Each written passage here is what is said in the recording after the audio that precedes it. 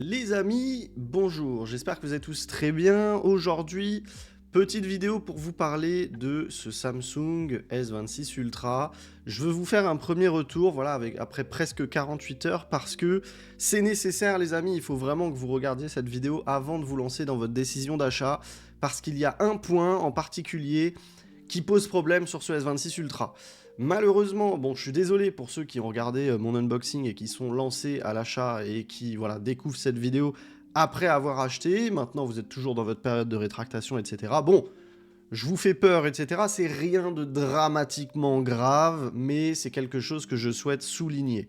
Les amis, ce téléphone. Alors, pour vous la faire courte, pour l'instant, avant de vous faire un test complet, ce téléphone, il est très sympa, il est très beau, les matériaux sont ok, bon, on est passé du titane, franchement ça fait chier, on est passé du titane à l'aluminium, etc. Mais bref, le téléphone en lui-même est très très bien.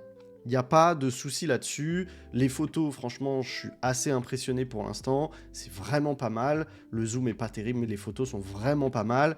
Et globalement, l'expérience est bonne. One UI 8.5, c'est top. J'ai quelques bugs. Par exemple, là, en ce moment, j'ai l'application téléphone qui fonctionne plus, même en vidant le cache, même en faisant un peu tout. Voilà, j'ai des trucs de ouf. J'ai quelques bugs de ouf, mais en dehors de ça, le téléphone est bien, et puis officiellement, il n'est pas encore sorti. Voilà, j'ai pas eu de mise à jour pour l'instant sur le téléphone. Bref, le vrai point, et ça, je ne pense pas que ce sera corrigé par une mise à jour, puisque c'est du hardware, c'est du matériel, c'est l'écran. Alors, je suis désolé, parce que je vous en avais parlé pendant l'unboxing. Effectivement, il y a eu beaucoup de critiques qui ont été faites sur l'écran, vis-à-vis de sa qualité, de sa résolution. Et pendant l'unboxing, je vous ai dit que j'étais pas choqué, que ça m'avait pas choqué, que ça m'avait pas perturbé. Finalement, si.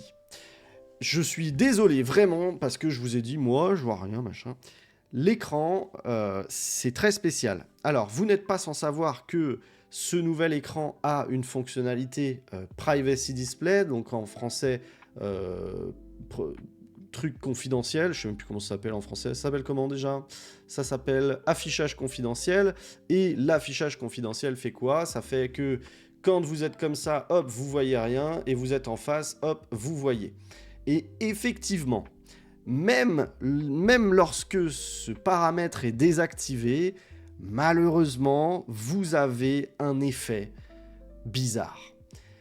La résolution, en fait, je pense pas que ce soit la résolution en tant que telle qui en pâtit, mais c'est le fait que, eh bien, tout simplement, les amis, l'être humain a deux yeux, d'accord? Le problème, c'est que, en fait, les pixels, comme ils sont un peu cachés par du hardware qui cache la diffusion du pixel, vos deux yeux n'étant pas exactement en face l'un de l'autre, voient une différence de luminosité. Et cette différence de luminosité, moi, elle m'a dérangé surtout au lit.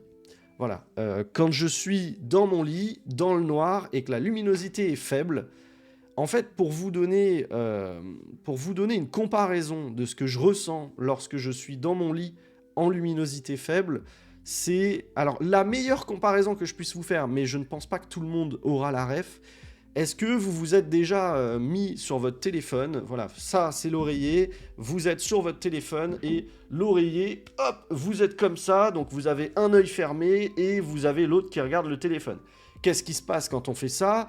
L'œil de droit va s'habituer à la luminosité, donc s'adapter, donc vous allez voir, voilà, ça va être moins dérangeant puisque votre œil s'adapte. Sauf que, hop, vous êtes comme ça et là vous vous relevez. Votre œil, lui, il dormait, il voyait du noir. Donc dès que vous le réveillez, il voit tout en super clair. C'est exactement ça que je ressens. En fait, si vous avez la rêve, vous comprenez de quoi je parle. Ça fait vraiment une différence de luminosité et votre vision, elle pète un plomb parce que vous voyez trop clair de l'œil qui était endormi et vous voyez pas assez clair de l'œil qui était en train de regarder le téléphone. Ça, c'est la meilleure comparaison que je puisse vous faire. Et l'autre comparaison que je puisse vous faire qui va peut-être parler à plus de gens, c'est j'ai l'impression d'avoir des lunettes 3D en toutes circonstances. Surtout, voilà, comme je vous dis, quand je suis en faible luminosité dans un environnement sombre. C'est vraiment, vraiment hyper perturbant. Et limite, je me dis, est-ce que si je passe pas trop de temps sur le téléphone, je vais pas avoir mal au crâne? Tellement il se passe un truc bizarre et qu'est-ce qui se passe du coup? Bah finalement, pour contrer ce problème, j'en arrive à augmenter la luminosité. Parce que c'est vraiment quand on est en faible luminosité et je me retrouve à augmenter la luminosité dans mon lit et pour essayer de masquer ce problème. Donc, oui, ça vous empêche pas d'utiliser votre téléphone, l'écran est très très beau, etc., etc. On a un privacy display qui est sympa, qui est gadget, et qui... En fait, c'est là où j'ai un problème avec ce téléphone, c'est que le privacy display, pour moi, il n'est pas utile à beaucoup de gens. Moi, je l'utilise pas, typiquement. Pour moi, le privacy display, c'est uniquement pour les gens qui n'ont pas envie qu'on voit leur vie, notamment dans les transports. Voilà.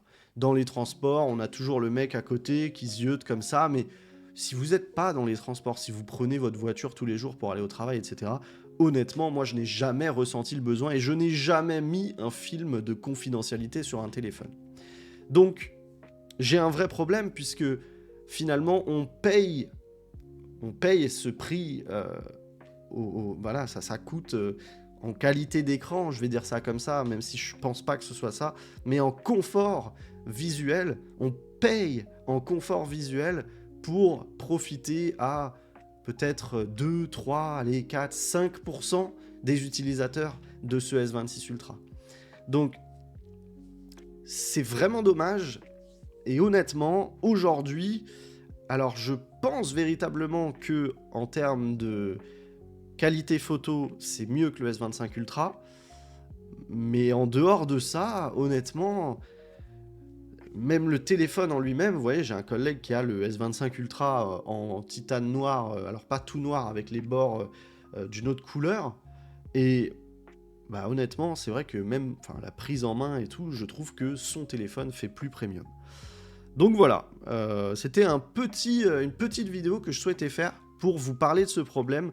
Et voilà, je pensais vraiment pas avoir de problème avec cet écran, mais moi je suis quelqu'un, et je pense qu'on est beaucoup dans ce cas, à utiliser un peu son téléphone le soir dans son lit, et honnêtement, ça m'a vraiment perturbé. Et vous le savez, je teste beaucoup de téléphones, j'ai jamais ressenti ça, ce qui est normal puisque c'est une technologie nouvelle, mais vraiment c'est perturbant.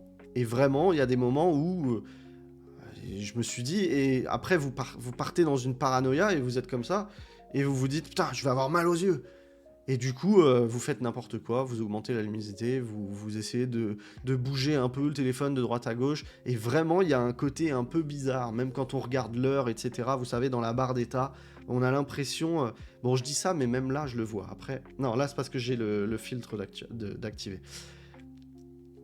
Au niveau de la barre d'état, etc., j'ai l'impression que c'est en 3D, et c'est un truc de fou, quoi. C'est vraiment, vraiment perturbant. Donc voilà, je voulais vous faire cette petite vidéo avant que vous vous lanciez dans votre décision d'achat. Mais moi, je vous donne mon avis, vous le savez, si vous connaissez la chaîne. Si vous ne la connaissez pas, bah, n'hésitez pas à vous abonner. Et pour ceux qui la connaissent et pour ceux qui ne la connaissent pas, n'hésitez pas à liker cette vidéo, à la partager pour avertir vos collègues. Le problème, les amis, alors il y en a qui le voient en magasin, ce dont je parle, mais je pense pas que vous puissiez le voir dans un environnement voilà, où il fait jour, etc. Je vous dis, là, quand je suis comme ça, même à l'intérieur, il fait sombre, etc. Si je désactive l'affichage confidentiel, franchement, c'est OK. C'est dès que je vais réduire la luminosité et que je suis dans un environnement sombre, là, je le vois un peu, vous voyez, mais je pourrais pas vous le montrer à la caméra, vous ne le verrez pas, ce dont je parle, mais c'est vraiment perturbant, et voilà, je voulais vous en faire une vidéo avant que vous choisissiez votre téléphone, parce que honnêtement, j'ai vu pas mal de S25 Ultra en très bon état à 750-800 balles sur le bon coin, et honnêtement, mon choix, voilà, vous me demandez souvent ce que je choisirais. Mon choix à moi, bah franchement, je prendrais un S25 Ultra aujourd'hui si mon but c'était d'avoir un Samsung très haut de gamme. Je prendrais pas ce S26 Ultra. Parce que voilà, cet écran, j'en ai pas besoin. Et globalement, je trouve que le téléphone, il fait un peu plus cheap en main. Voilà, la sensation de l'aluminium et tout, je suis pas hyper fan. J'ai pas l'impression d'avoir un téléphone méga ultra haut de gamme. Donc voilà, c'est désolant. C'est désolant, mais voilà, c'est ce qui est. C'est comme toujours, hein, y a beaucoup de gens qui vous diront n'achetez jamais la première génération d'un produit. Et là, clairement, bah, ce qu'il faut comprendre, c'est que pour le téléphone, pour pardon. Le mobile, c'est la première génération... Putain de merde. C'est la première génération d'un produit, d'un écran qui a l'affichage confidentiel, tout simplement. Et c'est pas abouti. C'est un peu comme la caméra sous l'écran. Voilà, on le voyait. Vous regardez ce que fait Red Magic et vous regardez ce que faisait Samsung jusqu'au Z Fold 6. Bah voilà, d'un côté c'est nul et d'un côté c'est incroyable. Donc voilà, les amis, c'est tout pour moi. N'hésitez pas à commenter, à liker, à booster, à partager. Je vous attends en commentaire. Dites-moi ce que vous en pensez. Est-ce que vous avez reçu le vôtre? Est-ce que vous ressentez la même chose? N'hésitez pas à témoigner en commentaire. Ça pourrait rassurer des gens ou au contraire peut-être dissuader des gens d'acheter ce S26 Ultra. Moi en tout cas, je dois dire que sur ce point, je suis très déçu. Voilà. Les amis, à très vite pour une nouvelle vidéo. C'était Sanak. Ciao ciao.